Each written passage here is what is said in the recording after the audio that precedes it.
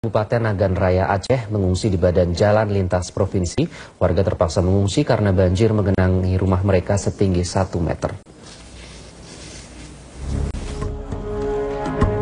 Udara dingin dan suara bising, mau tak mau dirasakan oleh ratusan warga korban banjir Desa Ujongkrung, Kecamatan Tripa Makmur, Kabupaten Nagan Raya Aceh. Warga terpaksa mengungsi di badan jalan provinsi lantaran rumah mereka digenangi banjir setinggi 1 meter. Sementara itu, bantuan tenda dari pemerintah belum mereka terima.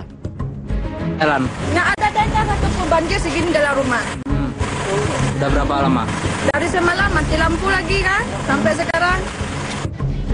Banjir di Kecamatan Kuala dan Tripa Makmur telah menyengsarakan kehidupan warga.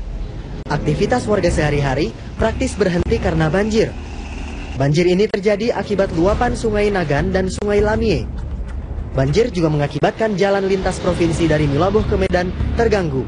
Wilayah banjir berpotensi meluas jika hujan terus mengguyur Nagan Raya, sementara kapasitas kedua sungai tidak bisa menampung air hujan. Dari Nagan Raya Aceh, Arif Fahmi, Hendra Saputra, Metro TV. Informasi dari mancanegara.